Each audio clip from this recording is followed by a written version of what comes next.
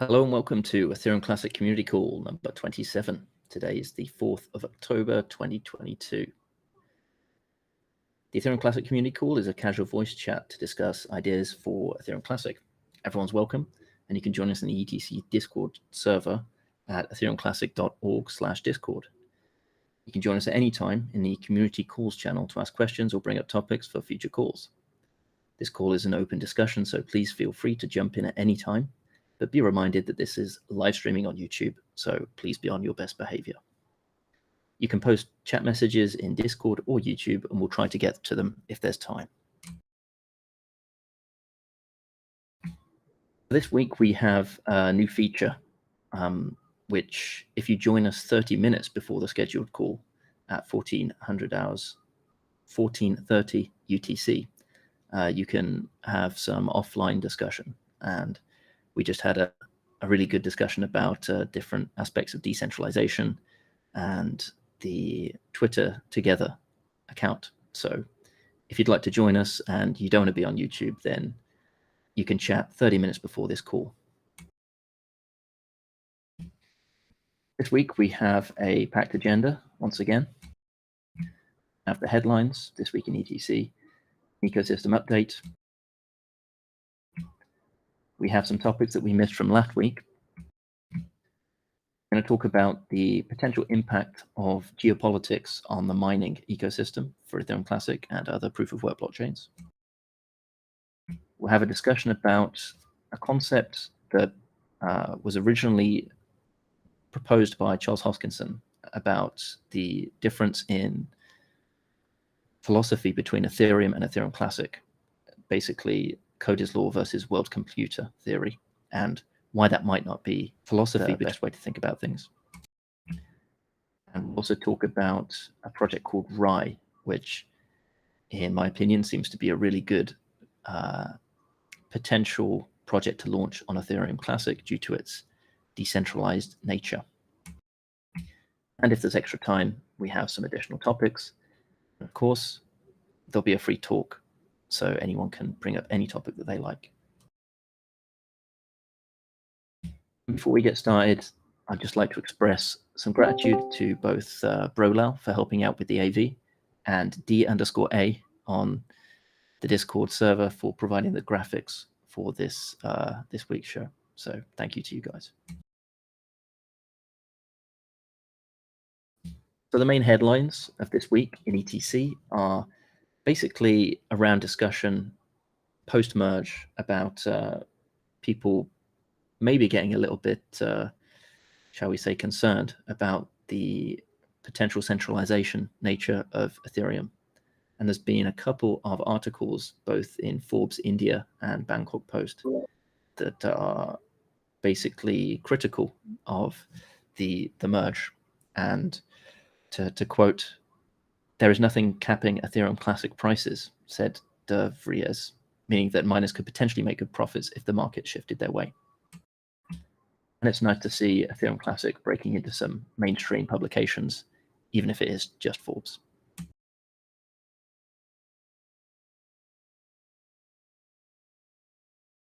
Before we move to the ecosystem update, is there any headlines that people in the chat would like to bring up?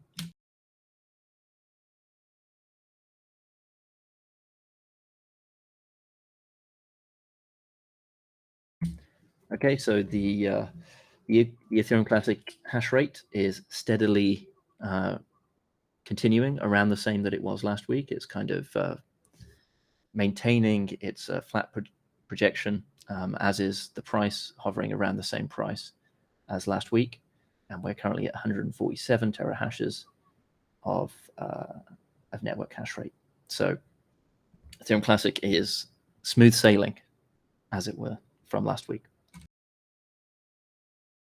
We have a couple of new applications in the on the Ethereum Classic website added since the last call, one being SHP, a hosting platform for savings and web wallets, and an NFT project called Billionaire Boys Classic, which is 999 fancy dudes living on the Ethereum Classic blockchain.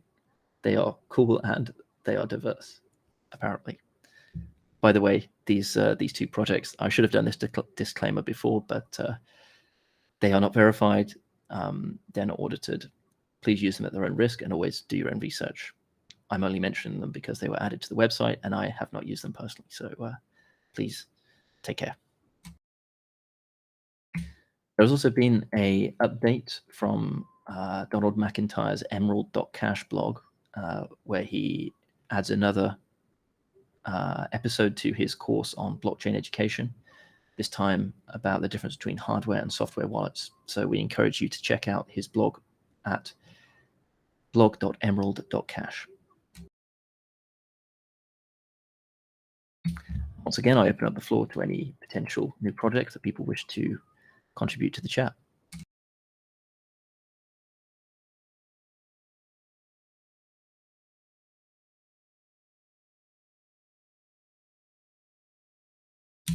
Okay, so on to a couple of the topics that we missed from last week that I wanted to make sure we covered. One is a ETC co-op history that was announced by ETC Co-op 2 weeks ago. And this is an interesting overview for any of you ETC history buffs, basically going over the origin of ETC Co-op. And some of the takeaways are that ETC Co-op was birthed by the famous Barry Silbert from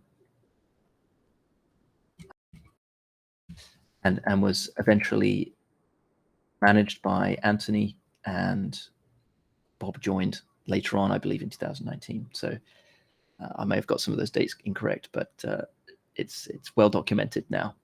So a nice piece of history for those who are interested. There's also a document about, a paper / piece about proof of work and proof of stake and the different categories of decentralization.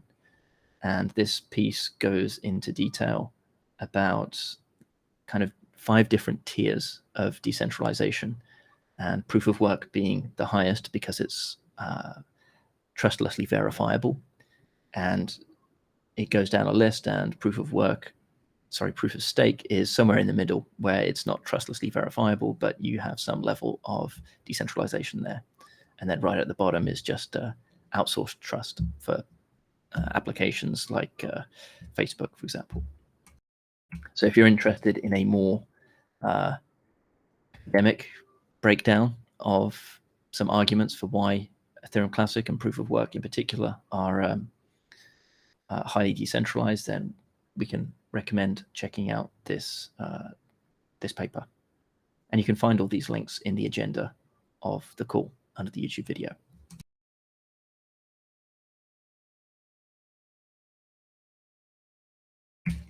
The first kind of open discussion topic that I wanted to talk about, and we touched on this last week, is the potential impact of current geopolitical events and the mining distribution and impact that that might have on Ethereum Classic or other proof of work networks. I've included a chart in the agenda of the estimated hash rate distribution over time, and it looks like ETC is still by far the dominant, but that is compared to a total overall of around 75% of the Ethereum network pre-merge hash rate is now just missing and is no longer mining. So essentially 75% of miners turned off their equipment, or at least 75% of the hash disappeared. I don't think this is too much of a worry in terms of 51% attacks, but it might have some interesting implications in terms of where that hardware is globally and where it's still profitable to mine, and whether countries, especially potentially Europe and other high cost of electricity countries, are going to be able to afford to mine proof of work currencies. Obviously, one of the main benefits of proof of work is that geographic decentralization means it's very difficult for a single jurisdiction to control the network. So it's kind of essential to have as diverse geography as possible.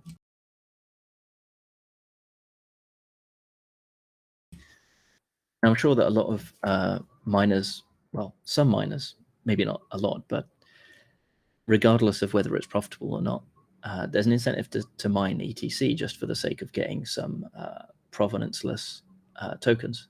But these could be seen more as like hobby miners as opposed to big scale miners. And I do wonder what happens to those mining farms that previously existed in Europe that are now priced out of the market, and what happens to their equipment. I would guess that all those large miners that still have installations in Europe, they are looking for, well, either they decide to just get rid of the equipment because maybe it's already obsolete and it wasn't really that promising on any possible future development, so they might just get rid of it, or they would be looking for locations where energy prices are more friendly. There's a lot there seems to be a lot of movement towards Texas, for example. There are other places like well, there was one big movement of miners out of China when mining was banned there to Kazakhstan. Then you have Russia. Then you have places like Paraguay and probably a lot more locations where energy prices are still fairly low. And so for large miners, it makes sense to scout these locations and transfer their equipment, the equipment they consider still viable for a longer time, to these locations to benefit from the low power prices there. For the hobby miner, of course, it doesn't make sense. I mean, you don't want to have to travel to Paraguay to fix your rig. So that doesn't really make sense anymore. So yes, you have those people who simply think that they want to mine for other reasons than just profit. Of course, they could also just buy ETC, for example, to get ETCs. That would also have the beneficial effect of increasing demand and hopefully contribute towards raising the ETC price. I mean, you have to consider that any miner who mines for profit and then sells those coins for paying the electricity bill, these miners basically pushing ETC down. So there's also something to be said about miners, about ETC fans who are not mining but who are buying the coin. But in any case, the general trend, I think, will be that the global hash rate that goes into equipment that can mine ETC, no matter where it is at the moment, if it's mining ETC or EFW or Waven or whatever. The global hash rate for this is likely to continue dropping. Also, I think that there's still a large number of miners who haven't had the latest electricity bill, so they might still not realize that it's really unprofitable for them. And so we'll see more hash rates drop. Now the question is, where's the equipment? So it can be it can be gone, that they close shop and they're selling GPUs on the second-hand market and so on. It could be in a place where the mining is still good, so no problem. It could be in the process of being relocated to a place where the energy prices are better. And it could also be that it's just stopped, powered down, and they're waiting for better times. So there might be still a significant pool of mining hardware that could come online again when prices improve. If this pool is large enough, then this means that when we see a price increase, then this will not necessarily mean that mining will become more profitable, because then it will just make those miners who are currently silent but still around. It will make them switch their machines back on, and this will bring back down the profitability. So it may take a while before the silent miners who are currently basically on standby, and until they are either back to mining or have given up. So I would expect this process to take several months at the least. Depends a bit on how the costs are for just keeping machines sitting around. But I guess if you have a little warehouse somewhere with your farm, and then your idle costs are relatively low, so it's like they can probably wait a while. So Right. I would say this is the general outlook for this. I guess it depends on the type of farm, but I'm assuming that in most cases there is literally no reason, even if you have everything in place, to consume the energy if it's costing more than you'll be getting in ETC. So you might as well just mothball it until the price goes up, and or just buy ETC if you want to speculate on that. Yes, for most miners, it wouldn't make sense to mine at a loss. I mean, there might be some situations where it still makes sense. You could also dream up some interesting money laundering schemes where you don't care about making a profit on the mining, and it's still worth your effort. But I think those are probably very, very marginal. And for most miners, it's really a question of whether they can still make enough money the moment they mine, and they don't do any complicated schemes or plan to mine coins that will be more valuable in the future.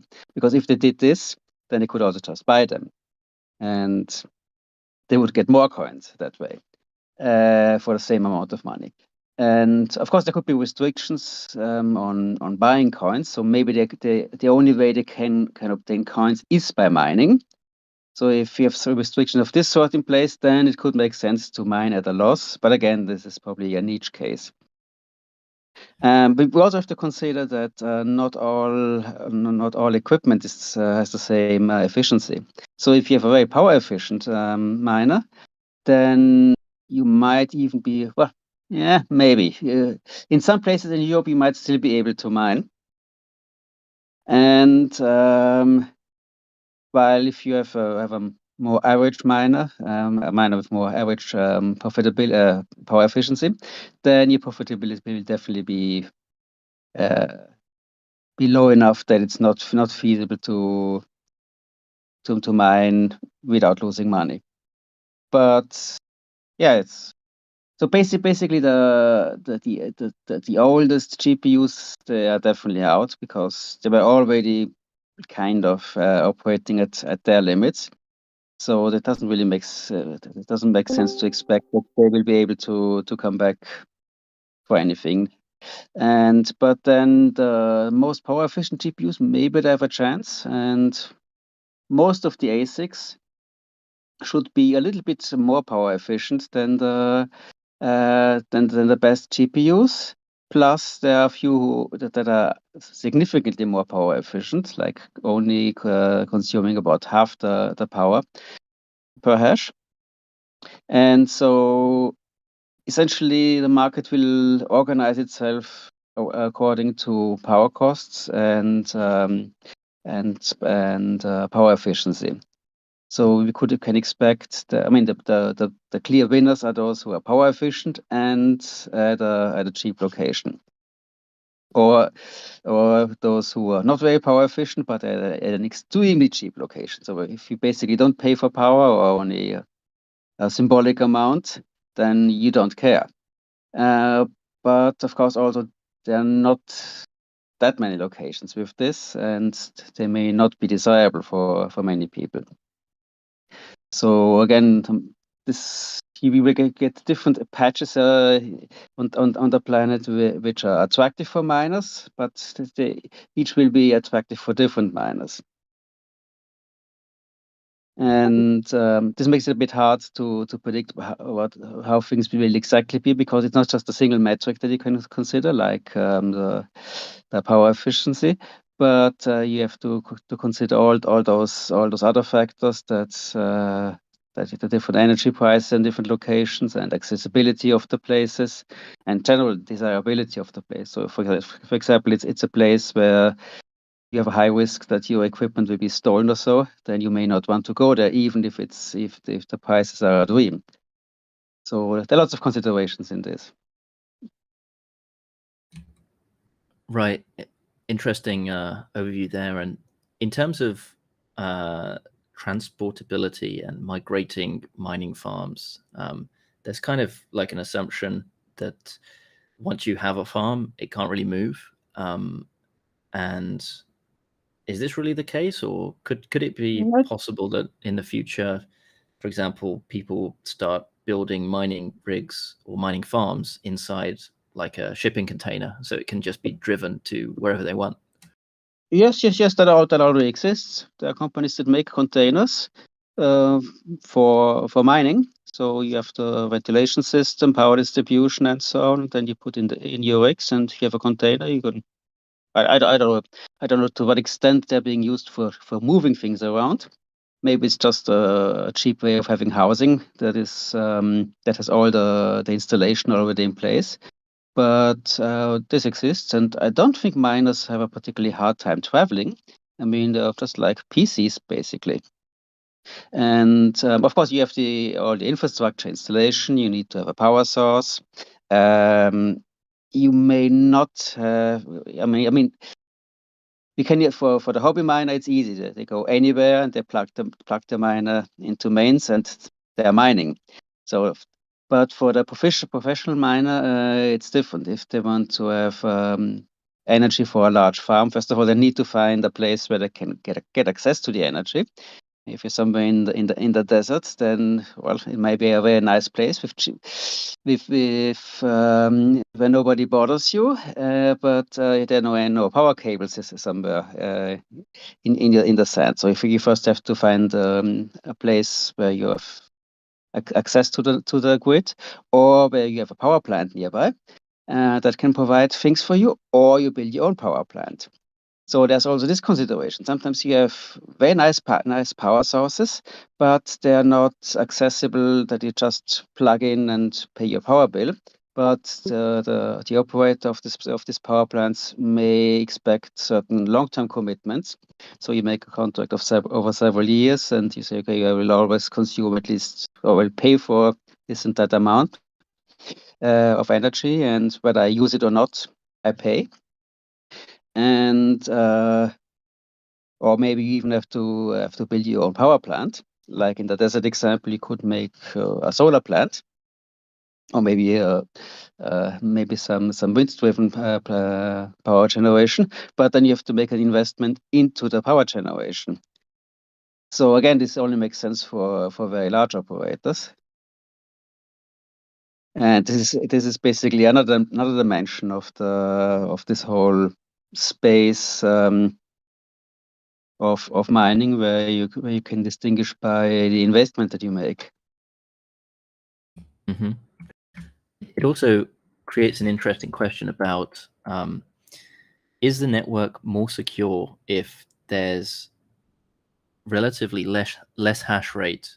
Let's say it's only hobby miners, and because of like it's for whatever reason it's difficult to rely on large farms, because in a world where energy usage is very unpredictable, let's say in the future potentially, then it's difficult to have long-term planning to set up a large mine. Is that better or worse for the network in terms of security, because it forces things to scuttle around and go into different crevices as opposed to centralizing in a large mining farm? So I guess the point I'm trying to potentially get to here is that actually this sort of next phase of geopolitics that is potentially a little less certain could end up being good for proof of work blockchains in terms of security, because it forces things to be shaken up a bit. Do you think that's a reasonable theory? I'm not sure. Well, first of all, a large operator who makes significant investment into their farm has very little interest in this coin not to work. So they are basically invested also in the future of this coin, and we can expect them to have a stabilizing effect. So they won't, for example, abuse their resources to attack the coin. I mean, I don't think we've ever seen a large farm go rogue on their coin. It just doesn't make sense for them. While if you have everything scattered into very tiny but essentially easily replaceable little mining groups, then you may have much more volatility, as we had when ETC had very little hash rate, and then the attacks via NiceHash came. That would exactly be this kind of scenario where you don't have much stable hash rate, and then you become vulnerable to this kind of those attacks that come out of the blue. And I don't think that large-scale mining will have a disadvantage compared to the more grassroots approach, because I mean this whole industry has now evolved and people know what to do. They know how to build farms. They know how to organize their access to power. They know what kind of contracts they need. The power providers know what the miners need. So all those things have been stabilized. There are even companies that are specializing in just brokering power conditions, or they don't do anything else. And you don't just go to the energy provider and ask them for their standard tariff, but you broker a specific deal for your farm. And so all those things have been specialized, but all this economy of scale only kicks in if you have a large enough operation. So the average hobby miner doesn't have those things. They just take whatever they get when they plug in the miner at home, and if it's not good, then they basically don't have an alternative. So the large miners will always have an advantage in that sense. I mean, it's for many things it's the same, that you have a certain economy of scale, and if you do something on a larger scale, you will have benefits over those who only do this on the side, basically. And another potential scenario. Sorry, go ahead, Brelal. Just a quick question. Do you see a possibility where the miners would maybe open to business, like mining private blockchains or something like that? Is there a market for let's say hidden blockchains or private blockchains for the private sector, where they need to secure I don't know, things? I'm not sure about this. I mean, it would have to be something kind of halfway private, halfway open.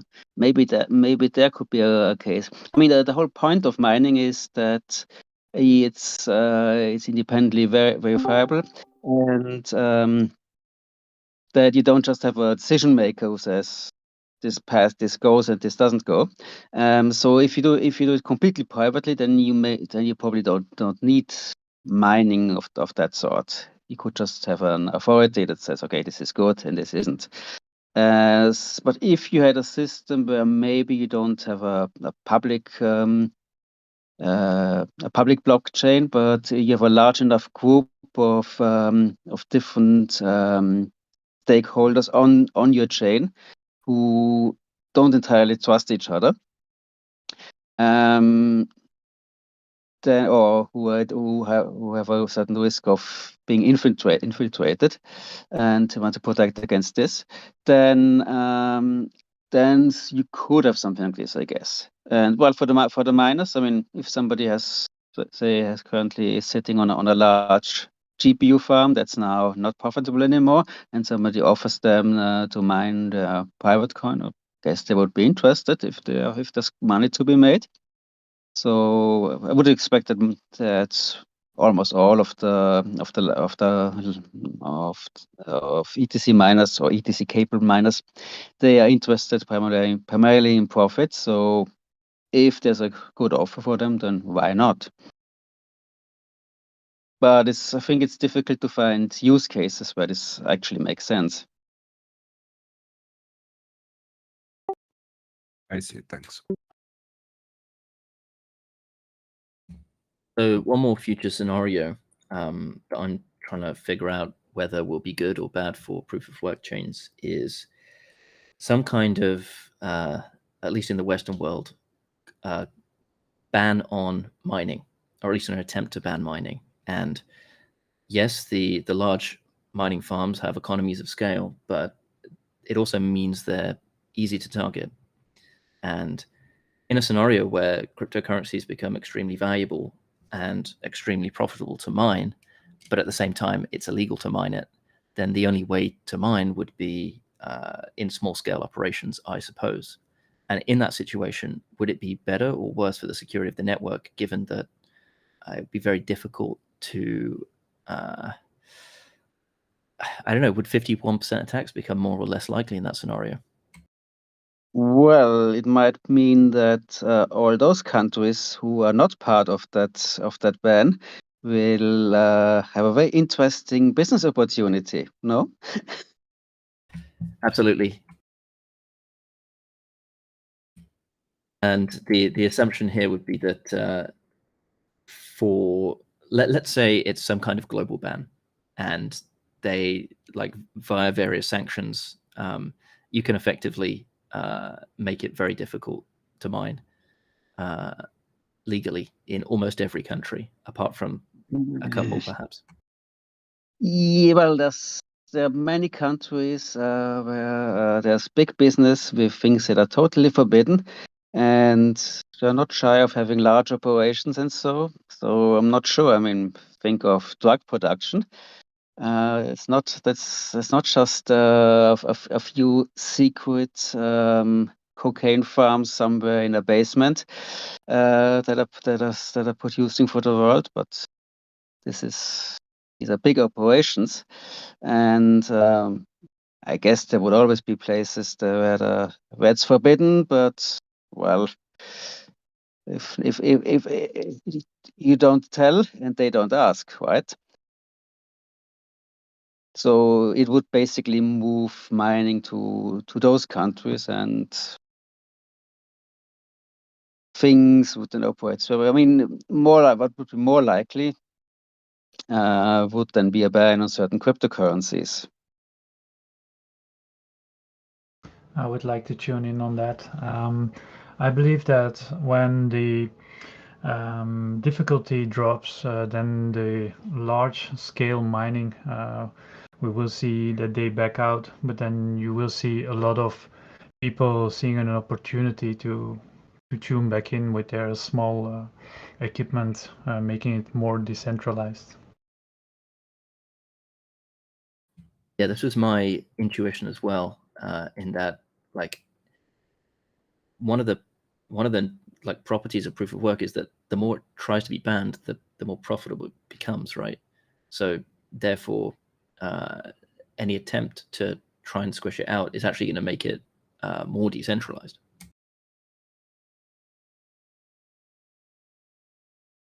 I'm not sure. I mean, look at the drug trade. I mean, there you have countries that are famous for being major drug producers. And so I'm not sure if I mean, you have some things that are decentralized, like the softer drugs, but the harder ones, they are not really distributed all over the planet. So it seems that at a certain point you need specialization to still be able to operate. And again, this then creates centralization. But I think the devil is probably in the details. If there's a ban, then it may go in one or the other direction. And again, it could be against the coin in general, and so on. So there's the several levels at which an attack could happen too. I believe if you take the drug traffic as a example, you need a certain climate which is centralized or very local bonded, in which electricity is and GPU is and CPU is you can get it access to it everywhere. So that is not the same analogy. Yeah, I mean, you're right with the climate, but then also you have energy prices, which vary widely around the globe. So you wouldn't want to make your resistance farm in Germany, for example, simply because the energy is so expensive. So you would pick locations by the energy price, like you do today. But in addition, you would also pick locations by weak enforcement of those bans, or having significant loopholes, or having high levels of corruption. So, well, you just pay the police that they don't find you. So there might be a significant overlap between places that are good at producing drugs. They could also become good for illegal mining. But then the question is again, what would be the kind of restrictions that this ban implies? Right. I mean, whether it would be. Sorry. Yeah, it seems like a very difficult to craft legislation that would ban mining per se, because it's a very simple operation. So how do you apply something that is not over encompassing? Yes, you could basically you could ban the act of mining, and then you can chase the miners. I mean, you can do some traffic profiling to see if anybody connects to a pool. I mean, what happens with the pools? Do they also become illegal, or are they still allowed?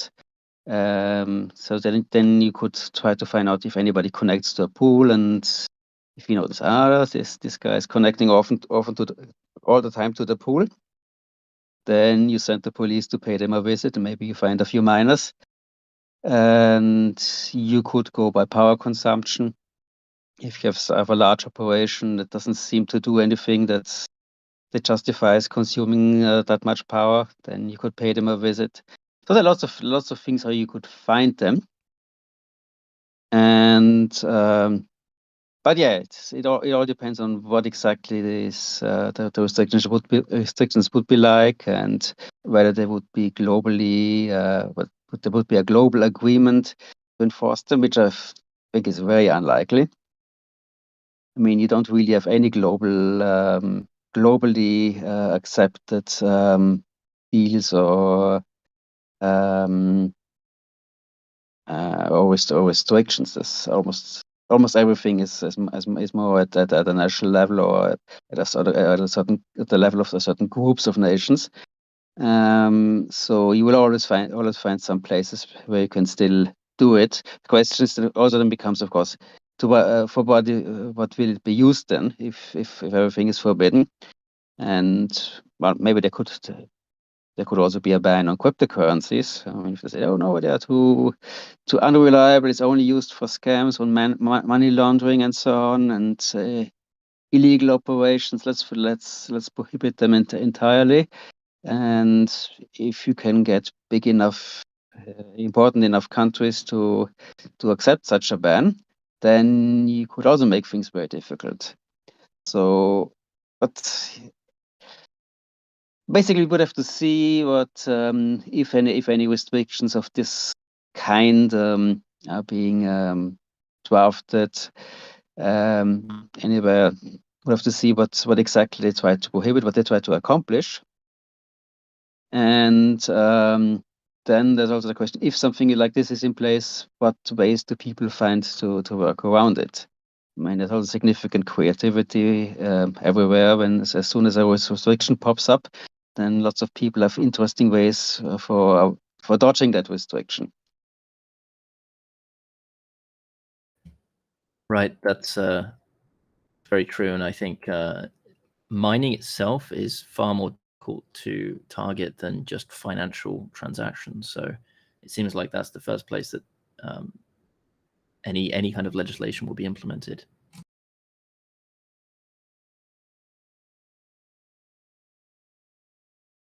And I believe I saw a video recently about the EU.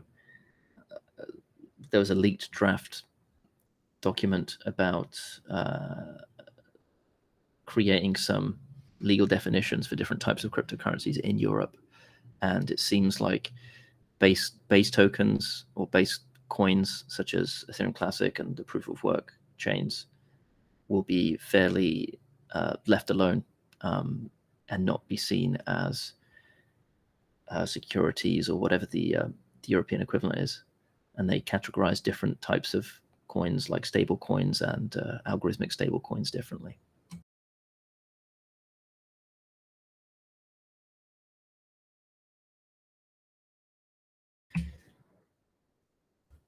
So shall we move to the next and somewhat related topic, which is this idea of code is law versus world computer?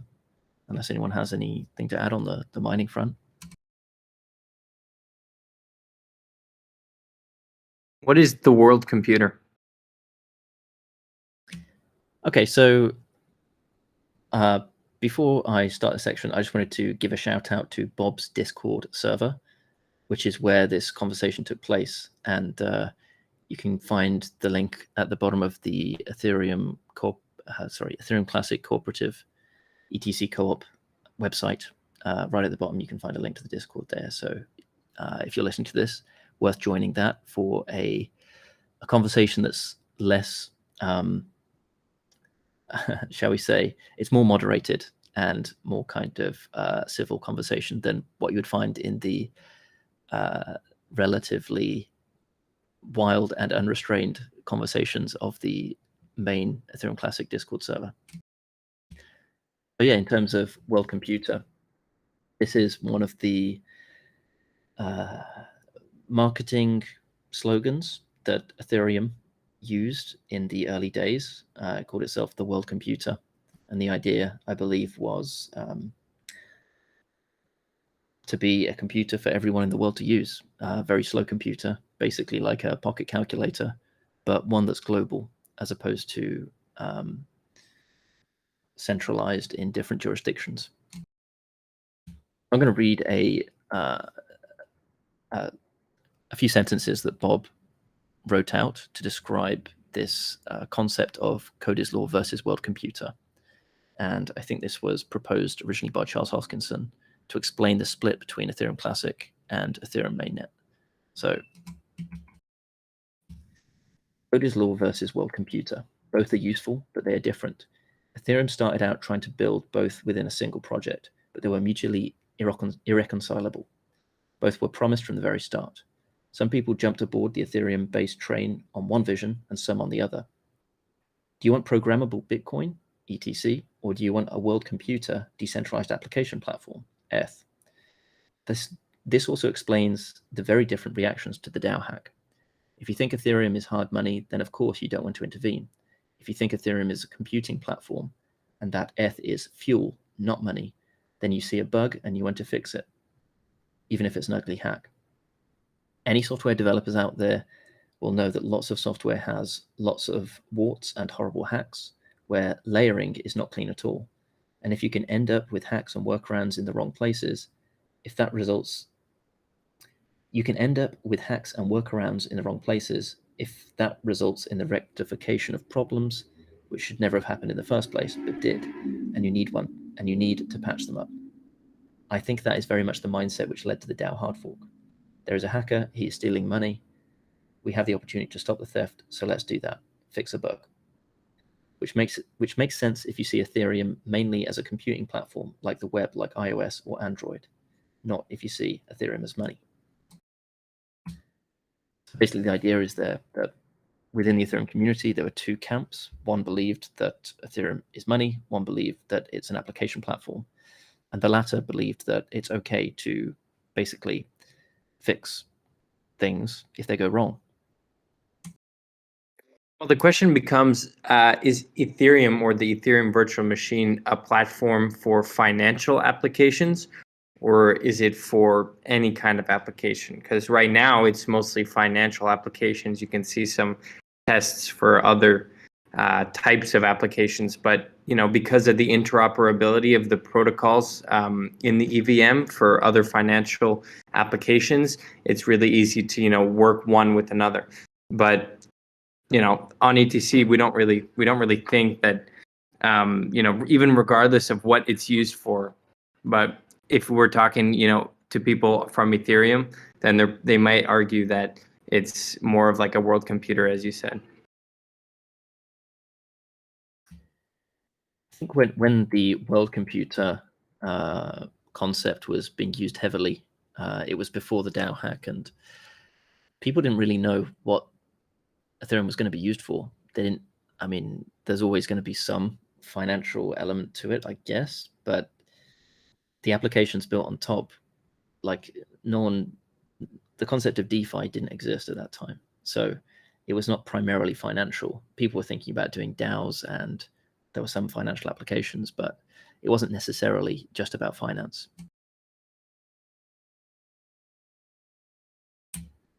But I reckon this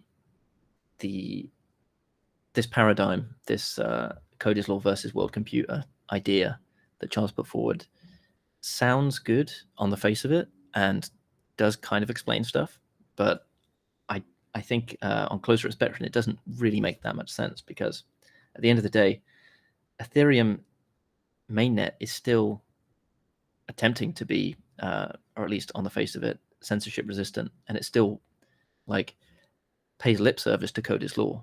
Otherwise, why does it not undo other hacks? Why does it only do one hack, undo one hack, and since then has never done another undo? So in terms of what they're actually doing, it seems like they're trying to be more like Ethereum Classic. It's just that they had this one thing in the past they'd rather forget. Yeah, well, that's why we're here.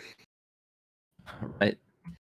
And additionally, code is law is what enables a world computer, because it's the only way that a system can remain neutral to everyone. Like if you have if you have anything other than code is law, i.e. some kind of admin skyhook that can update stuff, then that necessitates a level of centralization that means that it's no longer a neutral platform, and that means that someone controls the network in some way that's kind of opaque. And especially now that things have shifted to proof of stake, it seems like the center of power has definitely become more evident, shall we say. Well, it seems to me that the moment that they decided to do a hard fork for because of the DAO exploit, they kind of threw out all of the principles of what, I don't know what what it was felt like to be in the community at the time, or what the values were. I don't know if it was similar to what we have today, but it seems that they threw out any ideology of code is law, and that things should be, once they're set in stone, then they need to stay that way. They threw that out, and with that, it seems that the idea was, let's just keep this for making money. Let's make sure if money is stolen, well, let's return the money.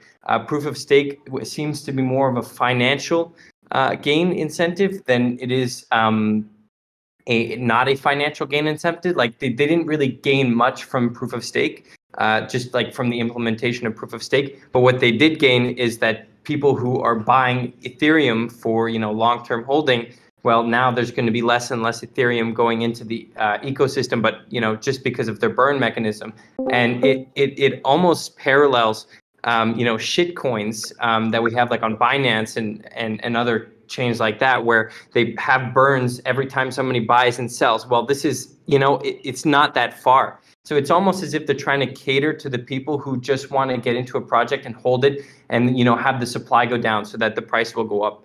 So they kind of just lost track of their own values. And that's what Ethereum Classic is. And there's not many people here on Ethereum Classic, but we'll see in the future what ends up happening. A very, very good astute summary, and I fully agree with that. I think that the actions the way of thinking that led to the DAO fork meant that those that followed the DAO fork basically were filtered into that way of thinking, and that way of thinking is essentially profit above principles. And now Ethereum had to deliver on this promise of proof of stake, which basically meant that, in theory, anyone holding Ether would get rich, or at least have a massive incentive to hold on and not sell, because then you can stake. I wasn't there when the DAO hack happened, but from the reports I can read back in the day, I didn't have the impression that it was the philosophy of that. How can I say that it was profit? I think it was rather the fear of a network going to die, which made them go with this option, because I believe that Cody's law happened after, or that concept got associated with Ethereum Classic after the event happened.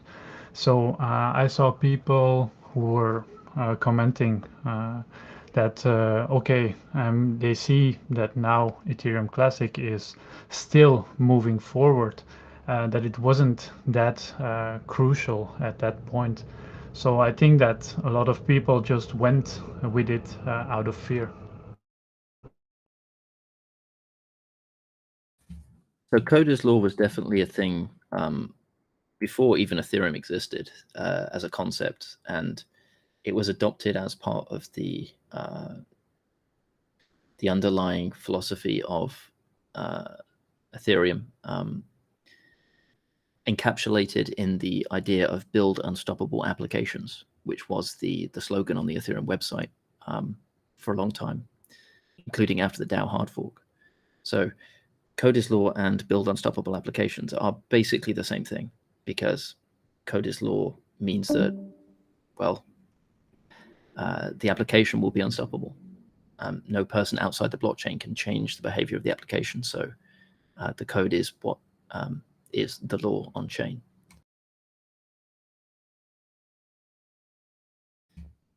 In terms of fear element, there's definitely a lot of that, but at the end of the day, it was an unfounded fear. And I think a lot of the fear was whisked up or amplified by those that stood to lose from the DAO. And they happened to be in prominent positions and had the ability, they had the megaphones basically, and were able to dictate what the community should be believing.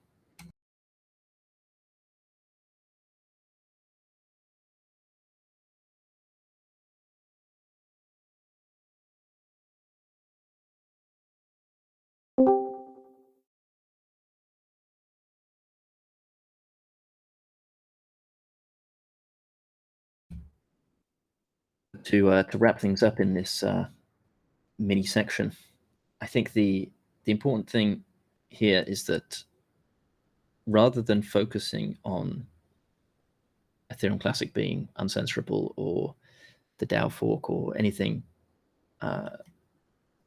kind of this sort of technical and not that interesting for people, I think it might be worth shifting focus to being to going back to that original world computer and embracing it. And far from being a separate code is law versus world computer concept, actually Ethereum Classic is one of the few blockchains that can be a world computer because of code is law. So I think this paradigm that Charles Hosking put forward is actually kind of damaging for Ethereum Classic, because it kind of suggests that, oh, it's not a world computer, but actually it's the only way it can be via code is law. At least that's my counter to that.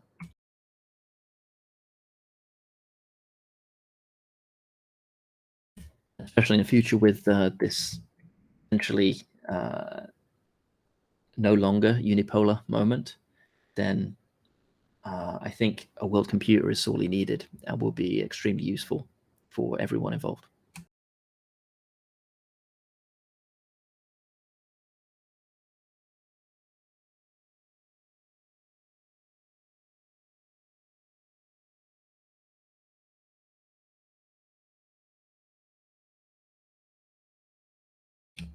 So the next topic is RAI, and this was brought up by Ronin, and he hasn't been around recently, so maybe again we can hold this off for another week for some additional discussion on this. But just as a brief introduction, RAI is it's an algorithmic stablecoin that's backed only by ETC or Ether, and is superior in some ways to DAI because of its simplicity and lack of governance requirements. It's basically a kind of dumb contract that balances itself to some kind of peg. And I haven't deep dived in it yet, but it seems like it's the closest algo stablecoin to Ethereum Classic philosophy that currently exists, and it's fairly well developed and mature, and it has been deployed to Ethereum. So it seems like another one of those potential low-hanging fruit projects that could be deployed to Ethereum Classic in the near future.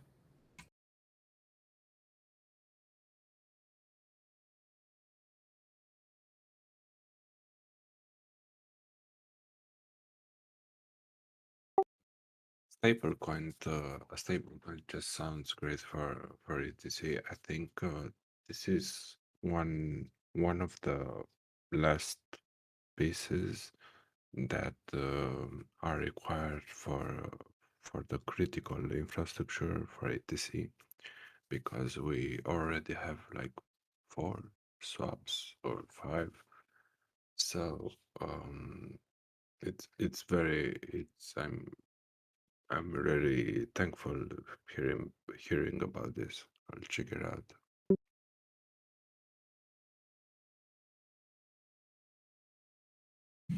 Yeah, one of the really nice things about getting a native stablecoin to the chain will mean that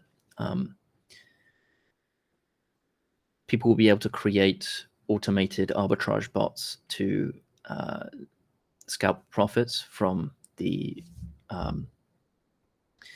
decentralized exchanges, the DEXs that are deployed to ETC, by having a USD and ETC pair, and the price of ETC always changing.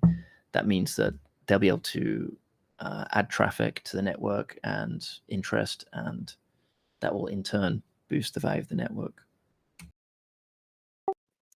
I'm also thinking that it may be used by some future dApps that maybe would bridge with RAI and I don't know, provide contracts or services or products.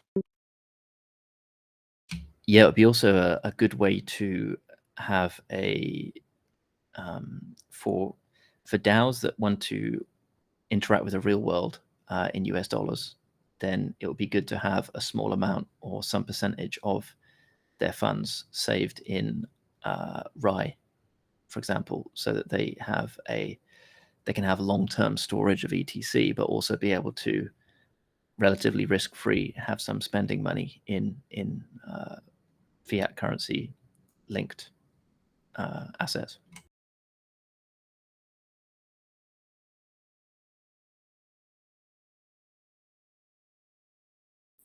And if ETC RAI gets listed on an exchange, that would be another milestone in the snowball effect that's about to consume the network.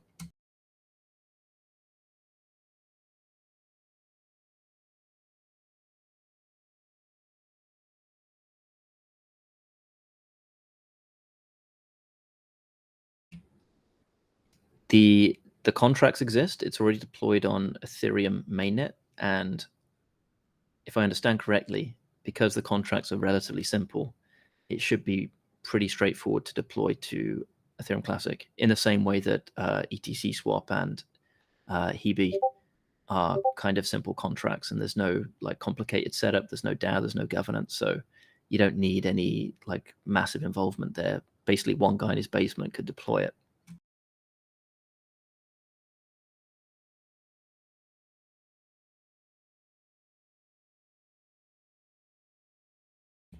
A lot simpler than DAI. DAI, I believe, is multi-backed, and it has this governance token. So the benefit of RAI is that it's simple. It's like a watered, okay, watered down is the wrong word, but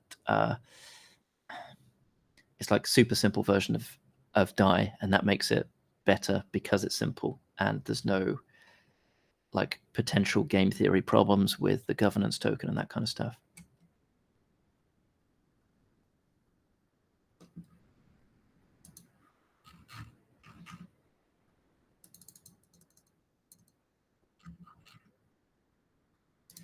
Yeah, I believe this is the company behind the deployment of RAI on Ethereum mainnet, I think.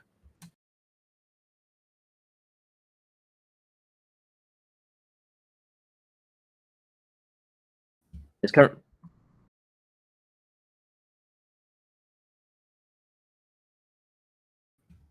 There is no current plan for anyone to copy onto ETC, but by bringing it up on this call, hopefully someone will listen. Maybe some of the developer teams like Hebe might be able to take a look at this.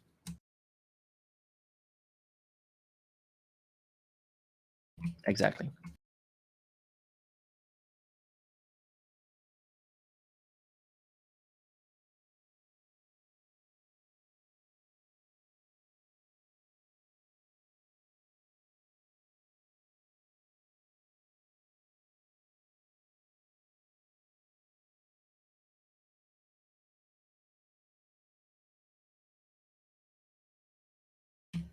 Yeah, pretty much. It's just that with DAI, it requires the problem is like distributing the governance token in that system, and how do you get a fair distribution there?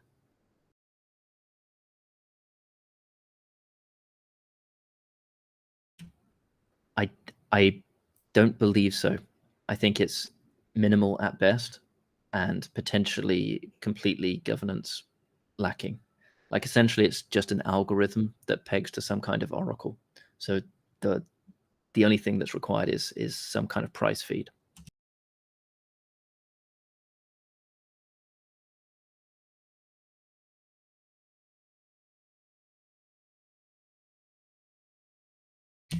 Speaking of oracles, if anyone from Chainlink is interested, Ethereum Classic is permissionless and able to be deployed upon as well. So have at it.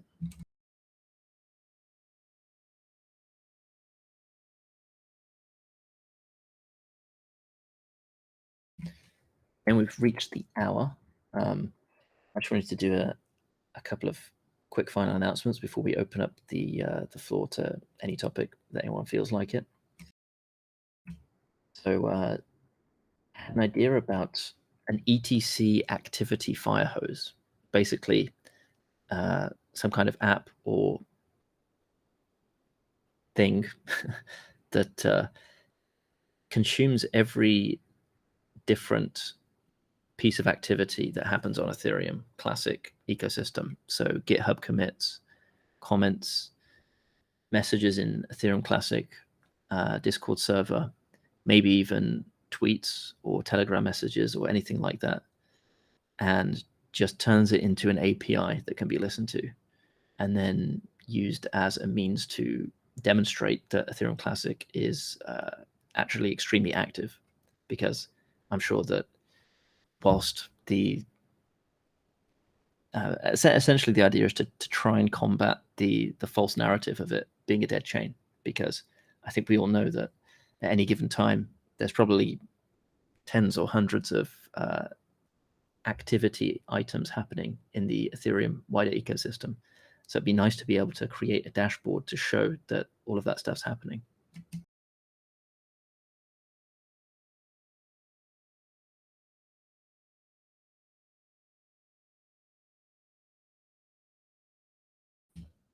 There'll also be some more updates to Twitter Together this week, and the upstream repository that's been that we were using for that. Previously, it was a little bit flaky, and that's part of the reason that there hasn't been much activity on the Twitter Together account. But there have been some fixes lately, and some of the front-facing user experience, or at least for the GitHub contributors, it's going to become a lot more easy in the coming week, and there'll be some more straightforward tutorials. So hopefully we can get the ball rolling on that and get some standardization of rules, and we can start tweeting things out with a bit more regularity in the coming week. So thanks for your patience on that, but we are working on it.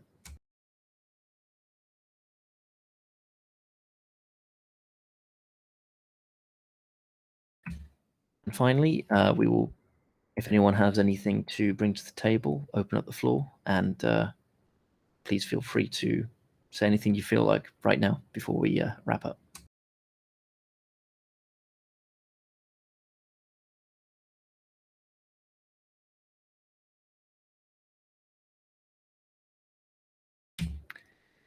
And for those who are just joining us, I'd like to remind everyone that from this week forward, you can join us 30 minutes before the call starts for a offline, non-broadcast chat in the same channel 30 minutes before the call starts. And we had a good chat before this one, so please join us next week, and we can discuss whatever you like in the privacy of a non-broadcast Discord chat room.